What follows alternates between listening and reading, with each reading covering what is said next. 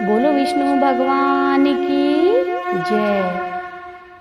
योगिनी एकादशी आषाढ़ मास की कृष्ण पक्ष की एकादशी को योगिनी एकादशी कहते हैं। इस एकादशी के व्रत में भगवान नारायण की मूर्ति को गंगा जल में स्नान कराकर भोग लगाकर पुष्प दीप से आरती की जाती है। इस व्रत में गरीब ब्राह्मणों को दान देना चाहिए। योगिनी एकादशी से पीपल का वृक्ष काटने जैसा पाप भी नष्ट हो जाता है। योगिनी एकादशी का व्रत करने से किसी के द्वारा दिए गए श्राप तक का निवारण हो जाता है। ऐसा शास्त्रों का कथन है कि इस व्रत को करने वाला इस लोक में सुख भोग कर अंत में मोक्ष को प्राप्त कर हरि चरणों में निवास करता है। योगिनी एकादशी की कथा। स्वर्ग लोक में इंद्र की अलकापुरी नगरी अत्यंत भव्य और रमणीय थी। इसमें यक्षों का राजा कुबेर एक भव्य भवन में रहता था। कुबेर प्रबल शिव भक्त था और प्रतिदिन प्रातः काल शिव जी की पूजा आराधना किया करता था। हेम नामक एक माली प्रतिदिन पूजा के लिए मानसरोवर से पुष्प लाकर कुबेर के यहाँ पहुँचाया करता था।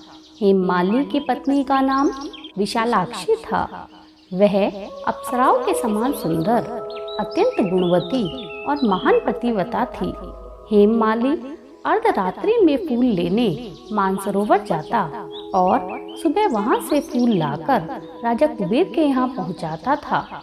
एक दिन वह मानसरोवर से पुष्प तो ले आया, परंतु कामातुर होने के कारण मार्ग में ही अपने घर रुक गया और पत्नी के साथ हास्य विनोद और रमण करने में तल्लीन हो गया।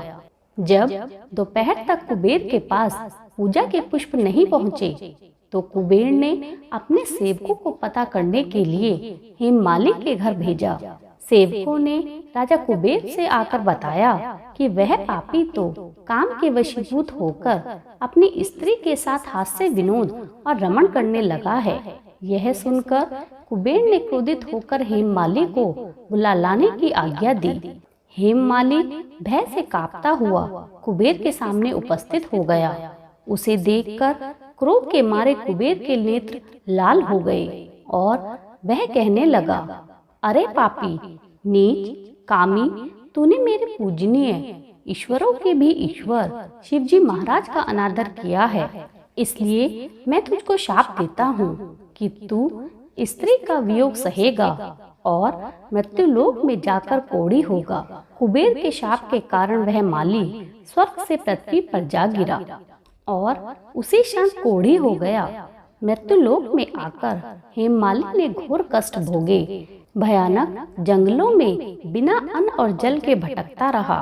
रात्रि को निद्रा भी नहीं आती थी, परंतु शिवजी की पूजा के प्रभाव से उसको पिछले जन्म की स्मृति का ज्ञान अवश्य रहा।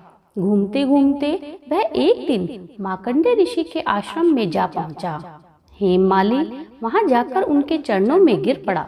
उसको देखकर मार्कंडेय ऋषि बोले, तुमने कौन सा ऐसा पाप किया है जिससे तू कोढ़ी होकर महान दुख भोग रहा है? हेममाली बोला, हे मुनि, कुबेर का सेवक हूँ। मैं राजा की पूजा के लिए प्रतिदिन पुष्प लाया करता था। एक दिन अपनी स्त्री के साथ विहार करते करते देर हो गई और दोपहर तक पुष्प लेकर ना पहुंचा तो उन्होंने मुझे श्राप दे डाला कि तू अपनी स्त्री का वियोग सहते हुए मृत्युलोक में जाकर कोढ़ी बनकर दुख भोगेगा। इससे मैं कोढ़ी हो गया हूँ और महान कष्टों को भोग रहा हूँ। आप कोई ऐसा उपाय बताइए जिससे मेरी मुक्ति हो। हेममाली की यह व्यथा सुनकर ऋषि बोले, तूने मेरे सम्मुख सत्य वचन कहे हैं, इसलिए मैं तेरे उद्धार के लिए एक व्रत बताता हूँ। यदि तू आषाढ़ मास के कृष्ण पक्ष की योगिनी एकादशी का व्रत विधि पूर्वक करेगा तो तेरे समस्त पाप नष्ट हो जाएंगे। इस पर हेममाली बहुत प्रसन्न हुआ और मुनि के वचनों के अनुसार योगिनी एकादशी का व्रत विधि पूर्वक किया, जिसके प्रभाव से वह फिर से अपने पुराने रूप में आ गया और अलकापुरी पहुंचकर अपनी स्त्री के साथ आनंद पूर्वक रहने लगा। हे राजन, इस योगिनी एकादशी की कथा पढ़ने अथवा सुनने का फल ही 88,000 ब्राह्मणों को भोजन कराने के बराबर है। बोलो विष्णु भगवान की जय।